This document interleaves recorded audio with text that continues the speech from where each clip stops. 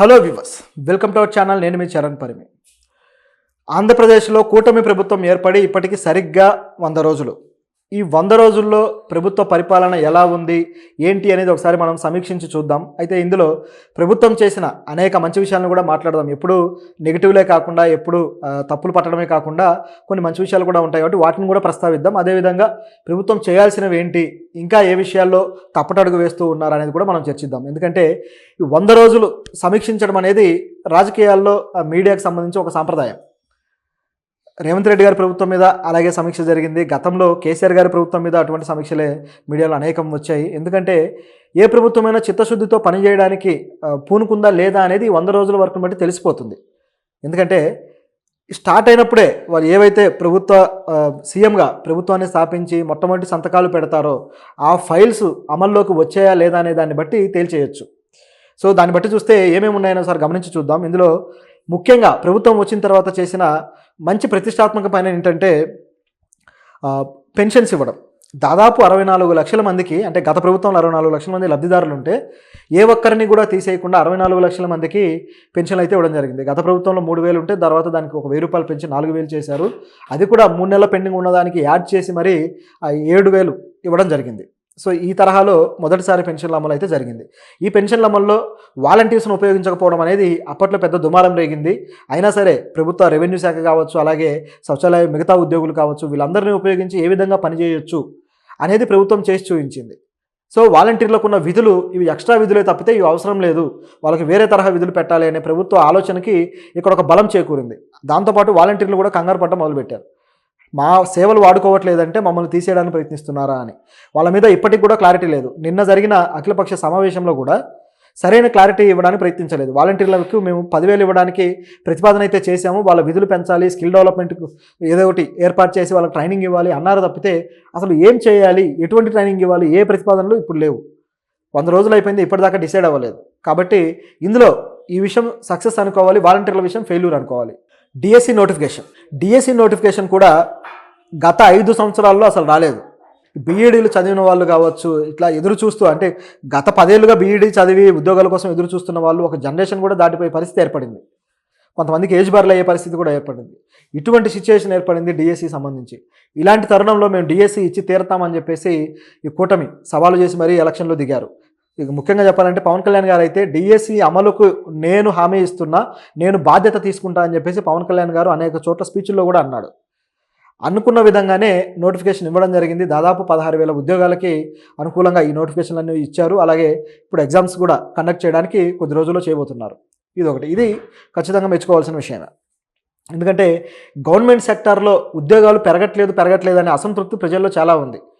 జనాభా పెరుగుతున్నారు, సంవత్సరానికి లక్షల మంది డిగ్రీలు పూర్తి చేసుకొని బయటకు వస్తున్నారు. మరి వీళ్ళంతా ఎటుపోవాలి అనే ప్రశ్న ఉన్నప్పుడు ఈ గవర్నమెంట్ ఉద్యోగాల్లో కూడా పెంచాల్సిన అవసరం ఉంది అనేది ఇప్పుడు చర్చకు వస్తున్న అంశం. నెక్స్ట్ వచ్చేసి ల్యాండ్ టైటిలింగ్ యాక్ట్. ఈ ల్యాండ్ టైటిలింగ్ యాక్ట్ కూడా గత ప్రభుత్వం తీసుకొచ్చినప్పుడు విపరీతంగా విమర్శలు వచ్చాయి.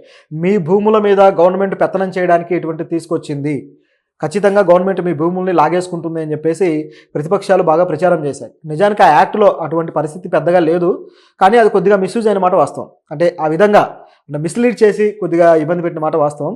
ఇప్పుడు దాన్ని తొలగిస్తూ నిర్ణయం తీసుకుంది స్టేట్ గవర్నమెంట్. నిజానికి ఆ చాయిస్ గత ప్రభుత్వానికి కూడా ఉంది. ల్యాండ్ టైటిలింగ్ యాక్ట్ కేంద్ర ప్రభుత్వం సూచించింది యాక్చువల్గా ఇటువంటి యాక్ట్ తీసుకురావాలని చెప్పేసి, కానీ గత ప్రభుత్వం దాన్ని తీసుకెళ్లాలని చూస్తే దాన్ని ఈ విధంగా దానికి కలరింగ్ ఇచ్చారు. మొత్తానికి కూటమి ప్రభుత్వం వచ్చిన తర్వాత దాన్ని తొలగించేసి మీ భూములను మేము కాపాడుతున్నామని చెప్పి స్టేట్మెంట్ ఇచ్చారు. ఇది ఒక రకమైన పబ్లిసిటీ స్టంట్ అని చెప్పొచ్చు నిజానికి. సరే, ఇదిలా ఉంటే దీని తర్వాత వచ్చేసి మహిళల ఉచిత బస్సు పథకం ప్రకటించారు, కానీ ఆగస్టు 15న మేము ఉచితంగా బస్సులు నడపడానికి ఆ పథకాన్ని అమలు పెడుతున్నాము అన్నారు. ఆగస్టు 15 అయిపోయింది, సెప్టెంబర్ కూడా అయిపోతుంది, ఇంతవరకు ఉచిత బస్సు అనేది రాలేదు. మళ్ళీ 1 నెల టైం తీసుకుంటామన్నారు. ఈ ఉచిత బస్సు అనేది మహిళలకి ఏదైతే సూపర్ 6 ఉందో, కూటమి ప్రకటించిన మేనిఫెస్టోలో సూపర్ 6లో ఇది కూడా ఒకటి. మరి ఇది ఎందుకు ఇప్పటిదాకా అమలు చేయలేకపోయారు అనే ప్రశ్న అయితే ప్రభుత్వం మీద వస్తుంది. అయితే దీనికోసం 1,489 దాకా బస్సులు కొన్నారట. ఇది ఓకే, కానీ అమలు ఎప్పుడు? కనీసం సగానికి సగమన్న అమలు పరిస్తే ఈ పాటికి చాలా వరకు ప్రజలకు మేలు జరిగేది. ఇంకో 3 నెలలు పోయిన తర్వాత ఉచిత బస్సు గురించి మహిళలు కూడా అడగడం మానేస్తారు. అంటే వాళ్ళకు ఇవ్వాల్సిన సౌకర్యాన్ని ఇవ్వకుండా వాగ్దానం చేసి దాన్ని వదిలేయడం అనేది ఖచ్చితంగా ప్రభుత్వం చీటింగ్ చేయడం అవుతుంది. చూస్తూ ఉంటే ఇది ఉచిత బస్సు ఇప్పట్లో వచ్చేలాగా లేదు. బహుశా ప్రజలు మర్చిపోవాలని చెప్పేసి చంద్రబాబు గారి ప్రభుత్వం ఎదురు చూస్తుందేమో అని నాకు అనిపిస్తుంది. ఈ కొన్న బస్సులను కూడా మరి ఏ విధంగా అమల్లోకి తెస్తారు అనేది చూడాలి. సో ఇదొక యాంగిల్. తర్వాత చూస్తే ఎన్డీఏ ప్రభుత్వం చంద్రబాబు గారి మధ్య ఉన్న మైత్రి, అది రాజకీయంగా ఎన్డీఏకి ఎంత అవసరమో అందరికీ తెలిసిందే. దాన్ని బేస్ చేసుకొని చంద్రబాబు గారు అనేక కొత్తగా ఈ ప్రభుత్వం నుంచి తీసుకురావడం జరిగింది. అవేంటనేది గమనించి చూస్తే ముఖ్యంగా అమరావతికి గ్రాంట్ తీసుకురావడం, 15,000 కోట్ల రూపాయల పైన అమరావతికి గ్రాంట్ అనేది తీసుకొచ్చారు. అదేవిధంగా పోలవరం తొలి విడత ఏదైతే నిర్మాణం ఉందో ఈ తొలి విడత నిర్మాణానికి 15,500 కోట్ల రూపాయలు కేటాయింపు చేయడం జరిగింది. ఇది ప్రభుత్వం చేసిన అతిపెద్ద విజయం. ఈ రెండు కాకుండా ఇంకా తర్వాత చూస్తే కర్నూలు, కడప జిల్లాలో ఇండస్ట్రియల్ పార్క్స్కి 25,000 కోట్ల కేటాయింపు. సో ఇక్కడ ఇండస్ట్రియల్ పార్క్స్ ఏర్పాటు చేసి రకరకాల కంపెనీలకు ఆహ్వానాలు పలికి 25,000 కోట్ల పెట్టుబడులతోటి ఇక్కడ ఏర్పాటు చేసేలాగా పెద్ద ఇన్ఫ్రాస్ట్రక్చర్ అయితే రూపొందించబోతున్నారు. దీన్ని కూడా ఖచ్చితంగా మనం అప్రిషియేట్ చేయాలి. ఎందుకంటే ఇక్కడ అవి కానీ వస్తే వేల ఉద్యోగాలు అయితే దొరుకుతాయి. అలాగే ఆ ప్రాంతాలు కూడా అభివృద్ధి చేయడానికి ఎక్కువ అవకాశం దొరుకుతుంది. సో ఇదొక యాంగిల్. దీంతోపాటు మరికొన్ని కంపెనీలను సపరేట్గా ప్రభుత్వం ఇనిషియేటివ్ తీసుకురావడం అనేది జరిగింది. ముఖ్యంగా టాటా కంపెనీ వచ్చేసి ఎలక్ట్రానిక్స్ కావచ్చు, ఇలాంటి వాటిలో ఐటీ కావచ్చు, ఐటీ సెక్టర్ కావచ్చు, వీటిల్లో పెట్టుబడులు పెట్టి ఎస్టాబ్లిష్ చేయండి అని చెప్పేసి టాటా కంపెనీని ఆహ్వానించారు. అలాగే హెచ్సిఎల్ కంపెనీని అయితే ఇంకా విస్తరించి 15,000 ఉద్యోగాలని క్రియేట్ చేయాలి అని చెప్పేసి ప్రతిపాదన చేస్తే వాళ్ళు కూడా దానికి అంగీకరించారు. ఇలా ఉంటే తర్వాత వచ్చేసి ఫాక్స్కాన్ కంపెనీ కూడా ఈ ఎలక్ట్రానిక్స్ కావచ్చు, అదేవిధంగా ఏదైతే చిప్ డెవలప్మెంట్, సో వీటికి సంబంధించి ఉత్పత్తులు మీరు చేయండి అని చెప్పేసి ఆ కంపెనీకి కూడా అవకాశాలు అయితే ఇచ్చారు. ఇవన్నీ కూడా ఇప్పుడు ఆంధ్రప్రదేశ్లో ప్రైవేటు రంగంలో, కార్పొరేట్ రంగంలో ఉద్యోగ అవకాశాలు పెరగడానికి పనికొచ్చే పథకాలు. అయితే ఇప్పుడు ఇవన్నీ ఇనిషియేటివ్ అంతే, ఎందుకంటే 100 రోజుల పరిపాలన ఇవన్నీ జరిగిపోవు. ఇవన్నీ కూడా ఒప్పందాలు అయినాయి. సో ఈ ఒప్పందాలు అమల్లోకి రావాలంటే ఈ 4 ఏళ్ళ టైం అయితే పడుతుంది. ఖచ్చితంగా 3 ఏళ్ళ టైం తీసుకుంటారు. 3 ఏళ్ళ తర్వాత వీటిల్లో ఏది అమల్లోకి రాకపోయినా ప్రభుత్వం డొల్లతనం అనేది బయటపడుతుంది. కాబట్టి మనం 3 ఏళ్ళ పాటు వెయిట్ చేయక తప్పదు ఈ ఉద్యోగాల విషయంలో. కానీ కొన్ని ఈ సూపర్ 6 ఇటువంటి హామీల విషయంలో మాత్రం చాలా త్వరగా ఇవి అమల్లోకి రావాలి. కానీ రాలేదు కాబట్టి ఆల్రెడీ ప్రభుత్వం డొల్లతనంలో ఉందనేది కూడా క్లియర్. సో రెండు మాట్లాడాలి మనం, ఎందుకంటే అన్ని నిజాలే కాదు, అన్నీ కేవలం పాజిటివ్ యాంగిల్సే కాదు, కొన్ని ఇటువంటివి కూడా ఉన్నాయి. అలాగే ఆరోగ్యశ్రీకి సంబంధించి లక్షల మంది ప్రజలు ఆ ట్రీట్మెంట్లు చేయించుకోవడం కావచ్చు, ఆరోగ్యం విషయంలో ప్రభుత్వం వాళ్ళకు కల్పించిన ఆ భరోసాను వాడుకోవడం కావచ్చు జరుగుతూ వచ్చింది. అయితే గత ప్రభుత్వం ఆరోగ్యశ్రీకి సంబంధించిన బకాయిలు అనేకం చెల్లించాల్సి ఉండగా చెల్లించలేదు.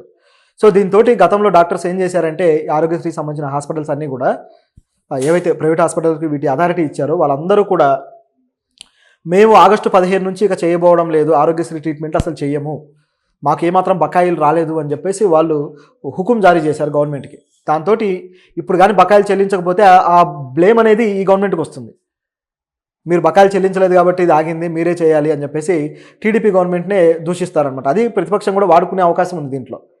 కాబట్టి చంద్రబాబు గారు తెలివిగా ఏం చేశారంటే ఆ బకాయిలు చెల్లిస్తే పోతుంది అని చెప్పేసి గత ప్రభుత్వంలో పెండింగ్ పెట్టిన బకాయిలు ఇవి యాక్చువల్గా వైఎస్ఆర్సీపీ గవర్నమెంట్ చెల్లించకుండా వాళ్ళు చేసిన పొరపాటుకి ఈ గవర్నమెంట్ ఇప్పుడు కట్టాల్సి వస్తుంది. సరే ప్రభుత్వం సొమ్మే కాబట్టి కట్టాల్సిందే. సో 700 కోట్ల రూపాయలు ఆరోగ్యశ్రీ బకాయిలు చెల్లించారు. సో ఇది ఇక్కడ జరిగిన సంఘటన. అంటే ఇది వాళ్ళు వ్యతిరేకత తెచ్చుకోకుండా, ప్రజల నుంచి వ్యతిరేకత రాకుండా సేఫ్గా ఉండటం కోసం ఇవి ఆగితే చాలా పెద్ద ప్రాబ్లం అవుతుందని చెప్పేసి టీడీపీ చాలా అప్రమత్తమై కట్టారు. ఇదొక విషయం. దీంతోపాటు ఇసుక పాలసీ విషయంలో కూడా గత ప్రభుత్వం వచ్చేసి ఒక రకమైన ఇసుక మాఫియాను మెయింటైన్ చేసింది. మద్యం మాఫియా, ఇసుక మాఫియా, ఎక్కడైతే డబ్బులు ఉంటాయో వాటిని ఒక మాఫియా కింద డిజైన్ చేసి దోచుకున్న సంఘటన గత ప్రభుత్వాల్లో జరిగాయి. దీన్ని చెప్పడానికి ఏమాత్రం సందేహించాల్సిన పని లేదు. నిజం చెప్పాలంటే ఊర్లలో, గ్రామాల నుంచి వలస వెళ్ళిన బయలుదారి కూలీలు కావచ్చు, బయలుదారి మేస్త్రీలు కావచ్చు, వీళ్ళందరూ కూడా ఉపాధి కోల్పోయి సొంత ఊర్లకు వచ్చి అక్కడ ఉపాధి లేక చాలా ఇబ్బందులు పడ్డారు. ప్రభుత్వం ఎప్పుడో సంవత్సరానికి ఒకసారి డబ్బులు ఇస్తే తీసుకొని వాడుకునే పరిస్థితికి వచ్చిందనమాట. చాలా అన్యాయంగా భవన నిర్మాణ కార్మికులు అందరూ కూడా పనులు కోల్పోయారు. ఇప్పుడు మళ్ళీ ఆ పనులు అందుకోవడానికి ఈ కొత్త ఇసుక పాలసీ ఏదైతే ఉందో ఇది కాస్త ఊతమైతే ఇచ్చింది. అయితే దీంట్లో కూడా కొన్ని విమర్శలు ఉన్నాయి. మీరు ట్రిప్పుకి సంబంధించి రవాణాకు మాత్రమే ఛార్జెస్ చెల్లించాలి, ఇసుకకు అవసరం లేదు అన్నారు. కానీ రవాణా ఛార్జే, ఇసుక ఛార్జీ రెండు మిక్స్ చేసి కొద్దిగా గట్టిగానే వేస్తున్నారు. ఇందులో కొన్ని విమర్శలు ఉన్నమాట వాస్తవం. కానీ ఎంతో కొంత గత ప్రభుత్వంతో పోలిస్తే మేలు అనేది చెప్పక తప్పదు. రెండోది, ఆ మాఫియా నుంచి బయటపడే చేసే ప్రయత్నం మాత్రం మెచ్చుకోదగ్గదే. చివరికి హైకోర్టు కూడా అక్రమంగా ఇసుక తరలిస్తున్న వాళ్ళ మీద బాగా సీరియస్ అవ్వాల్సిన పరిస్థితి ఏర్పడింది. గత వారం క్రితం కూడా ఇలా సీరియస్ అయ్యారు.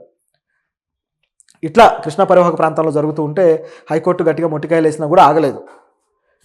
ఇలాంటివి జరుగుతూ ఉన్నాయి. అయితే ఈ ప్రభుత్వం ఇంకాస్త సీరియస్గా ఇసుక పాలసీ విషయంలో పనిచేయాలి. ఇప్పుడు ఉన్నది సరిపోదు కూడా. దీంతోపాటు ఇంకా చాలా పనులు ఉన్నాయి, అవన్నీ కూడా చేస్తూ వస్తున్నారు. అన్నా క్యాంటీన్లు మళ్ళీ తెరవడం కావచ్చు, అలాగే గల్ఫ్లో తప్పిపోయిన వాళ్ళు ఎవరైతే గల్ఫ్లో లాక్ అయిపోయారో, అక్కడ అవమానాలు భరిస్తూ ఉన్నారో వాళ్ళందరినీ అడిగిన ఎవరైతే రిక్వెస్ట్ చేశారో వాళ్ళని వెనక్కి తీసుకురావడం కావచ్చు. లోకేష్ గారి చొరవ కూడా ఇందులో ఉంది. అలాగే గ్రామ సభలు ఏర్పాటు చేసి పవన్ కళ్యాణ్ గారు వరల్డ్ రికార్డు కొట్టడం కావచ్చు. ఇవన్నీ కూడా ఈ ప్రభుత్వం సంపాదించిన క్రెడిట్సే. దీంతోపాటు వరదలకు సంబంధించి రెస్క్యూ కొన్ని చోట్ల బాగుంది, కొన్ని చోట్ల బాగాలేదు. ముఖ్యంగా ఎవరైతే నిర్వాసితులు ఉన్నారో, ఎవరైతే దెబ్బతిన్నారో వీళ్ళకి కొద్దిగా బియ్యం 25 కిలోలు ఇవ్వడము, అలాగే బంగాళాదుంపలు కావచ్చు, పంచదార కావచ్చు, ఇవన్నీ కూడా కిలోల రూపంలో ఇవ్వడం అనేది, మౌలిక వస్తువులు ఏర్పాటు చేయడం అనేది చాలా మంచి విషయం. అయితే ఆ రెస్క్యూని ఇంకాస్త ముందు జాగ్రత్తగా చేస్తుంటే ఇంకా బాగుండేదనే విమర్శలు అయితే ఉన్నాయి. సో ఈ విషయంలో సగం క్లిక్ అయ్యారు, సగం ఫెయిల్ అయ్యారని చెప్పాలి. సో ఇది ఈ ప్రభుత్వం 100 రోజుల రివ్యూ. ఇంకా ఏం చేయబోతున్నారు, ఇంకా ఏం చేస్తారనేది మనం చూద్దాం. ఇంకా చిన్న చిన్నవి ఉన్నాయి కానీ ఇంకా అవన్నీ నేను ప్రస్తావించలేదు. ఇవన్నీ కూడా మేజర్ ఇష్యూస్. వీటి